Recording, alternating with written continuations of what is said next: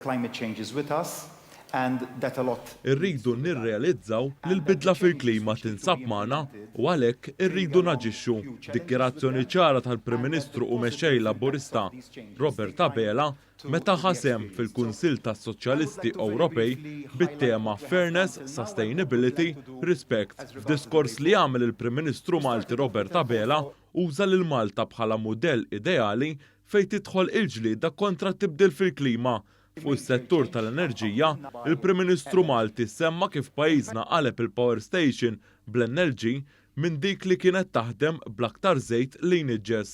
Hawnhekk semma kif it-triq quddiem għandu jkun lejn l-idroġenu. Dr. Abela qal kif issa pajjiżna qed jaħdem biex jagħmel il-qalba tal-karozzi elettriċi u anke il-flotta ta' trasport pubbliku se taqleb għal dik elettrika. Dr. Abela sostna kif is-sena d-dieħla pajjiżna se jsir minn tal-ewwel pajjiżi fl-Unjoni Ewropea li se jagħti trasport pubbliku b'xejn għal kulħadd. Barra minn hekk semma kif bil-budget dawk li qed jeqilbu għal karozzi elettriċi jew hybrid plug-in qed jingħataw għotja sa 12,000 euro.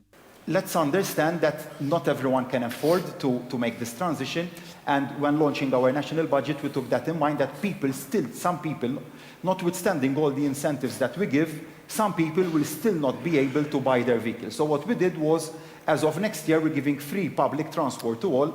I believe we're the second European member state to have that, apart from Luxembourg.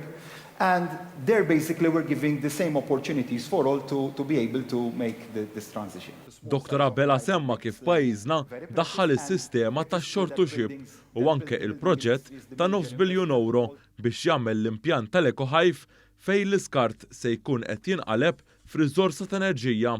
F'din il-konferenza tkellem ukoll fost oħrajn il-Kanċillier Ġermaniż Olaf Scholz li qal kif l-Unjoni Ewropea maquda waslet biex qed tagħmel l-irkupru ekonomiku. And so solidarity works and it is a good sign for Europe. And if we look at the future, it's about all the questions that are important for our future. How we can organize digitalization, how we can change our industry that will be climate friendly, and how we will have good jobs in Europe that are competitive on the global market. F'din il-konferenza kien hemm preżenti diversi Prim Ministri, Kummissarji Ewropej u mexxejja ta' partiti soċjalisti Ewropej.